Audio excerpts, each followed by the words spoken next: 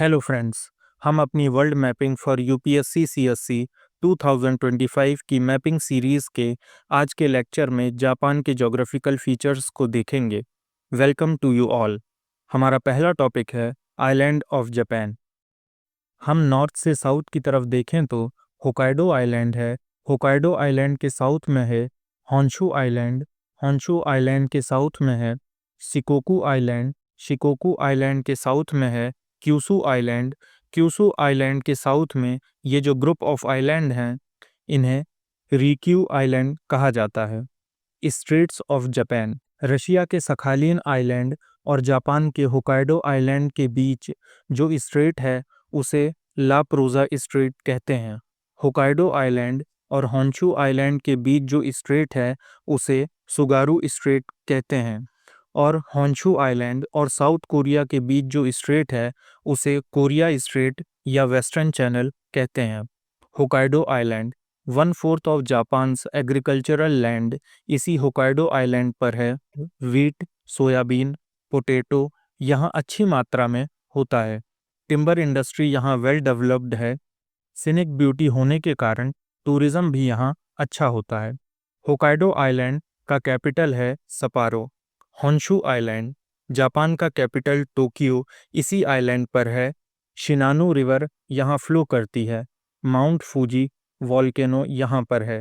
Hiroshima city जिस पर nuclear bomb little boy 6 अगस्त 1945 को इसी सिटी पर गिराया गया था।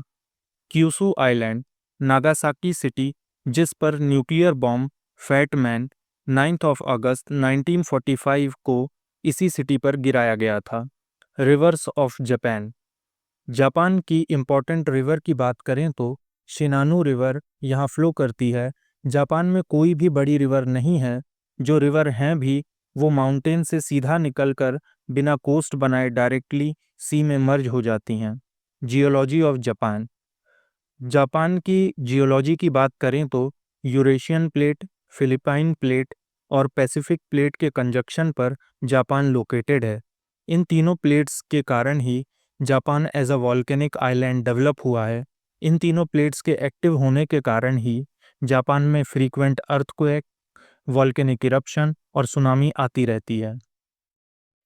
Physical geography of Japan, Japan में कई सारे वॉल्केनिक माउंटेन रेंजेस हैं जिस कारण 80% जापान की रगड टोपोग्राफी है और जापान में प्लेन एरिया बहुत कम है।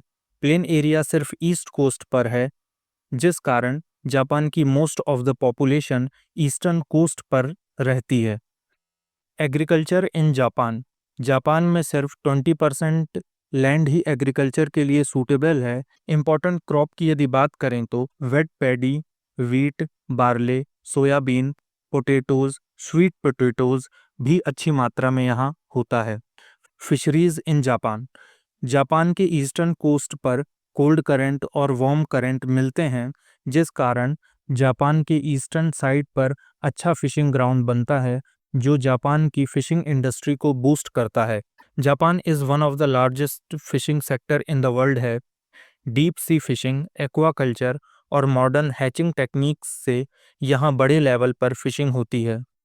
प्लेन्स ऑफ जापान, जापान में 4 इम्पॉर्टेंट प्लेन्स हैं: Kanto plain, Nagoya plain, Kinki plain और क्यूसू प्लेन। क्वांटो प्लेन की इम्पॉर्टेंट सिटीज़ हैं टोक्यो, चिबा, योकोहामा और कावासाकी। नागोया प्लेन की इम्पॉर्टेंट सिटीज़ हैं Gifu, Hamamatsu, Nagoya. Kinki plain की important cities हैं क्योटो, कोबे और Osaka. Kyoto old capital of Japan है और इसे एंशिएंट सिटी कहा जाता है। क्यूसू प्लेन की इम्पॉर्टेंट सिटीज़ हैं हिरोशिमा, उबे, किटाक्यूसू और नागासाकी।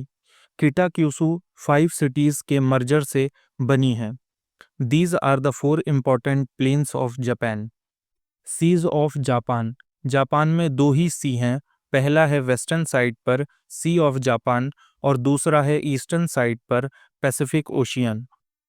हम हमारे नेक्स्ट लेक्चर में रशिया के ज्योग्राफिकल फीचर्स को देखेंगे। If you found this video helpful, don't forget to like, share and subscribe. Thank you for watching. Good luck.